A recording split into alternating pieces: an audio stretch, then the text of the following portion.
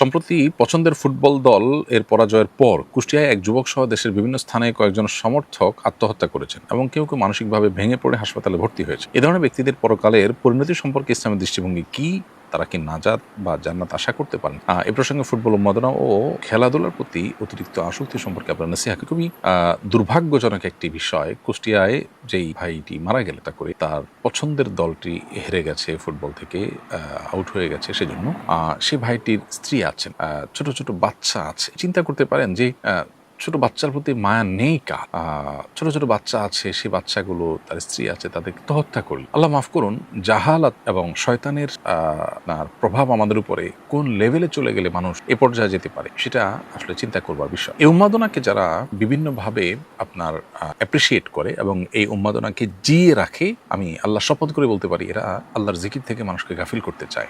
এবং এর পেছনে যে সমস্ত কারিগররা আছে তাদের বিভিন্ন কমার্শিয়াল, বিভিন্ন জাগতিক বিভিন্ন ধান্দা, উদ্দেশ্য, সেগুলো বাস্তবায়ন করবার জন্য আমরা অনেকটা বলতে পারি যে আপনার কাঁচামালের ভূমিকায় অবতীর্ণ হয়েছি। খেলাধুলা আপনি পছন্দ করেন, খেলাধুলা আপনি খোঁজ খবর রাখেন, এতটুকু পর্যন্ত তো চিন্তা করা যায়, কিন্তু খেলাধুলার জন্য আপনি জীবন দিয়ে দিচ্ছেন। উন্মাদনাটা এই লেভেলে চলে যাচ্ছে যে আপনার পরিবারকে আপনি পথে বসিয়ে দিয়ে তাদের কথা চিন্তা না করে আপনি আত্মহত্যা করছেন। এর চেয়ে জঘন্য বিষয় আর কিছু হতে পারে। এমনি আত্মহত্যা গুনাহের বিষয়, হারামের।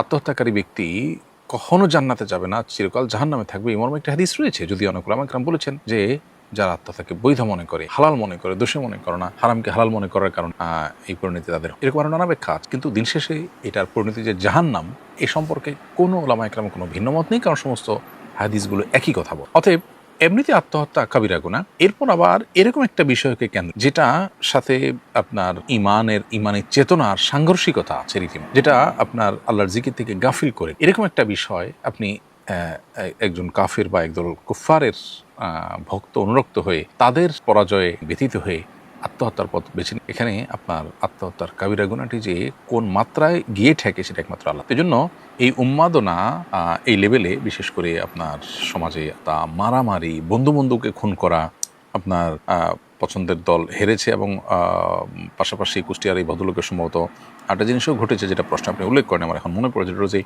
ভিন্ন আরেকটা দলের সাপোর্টারদের দ্বারা তিনি টিজের শিকার হয়েছেন। এখানে তাদের মাত্রাতিরিক্ত আপনার তাদের দ্বারা তিনি আপনার ব্যঙ্গ বিদ্রুপ এবং তাকে বিভিন্নভাবে যুক্ত করে তোলা, এগুলো সহ্য করতে না পারে। তো ওইটা যদি আমি যোগ করি, তাহলে সেক্ষেত্রে আত্মহত্যাকারীর দায় যতটা আছে, এখানে যারা তাকে উত্ত্যক্ত করেছে তাদের দায়টা তার বড় এবং বেশি। তো দুইটাকে যদি আমরা একসাথ করি, তাহলে সেক্ষেত্রে সেটাও উন্মাদনার ফলেই হয়। মানে খেলা তো খেলা, সেটার জন্য এত সিরিয়াস হয়ে যেতে হবে? পশ্চিমাদের জীবনে বা যারা আল্লাহর প্রতি ঈমান নেই, তাদের জীবনে আসলে বেঁচে থাকার জন্য তেমন কোনো অবলম্বন নেই। তারা খেলাধুলা, বিনোদন, এগুলাকেই জীবনের মৌলিক অবলম্বনগুলোর মধ্যে একটা শামিল করে তারা সেগুলোর পেছনে পাগল পড়া হয়ে তাদের বেঁচে থাকতো। এত দেউলিয়াপনা নেই মুসলমানের মধ্যে। মুসলমান তো এত দেউলিয়ত্ব নেই।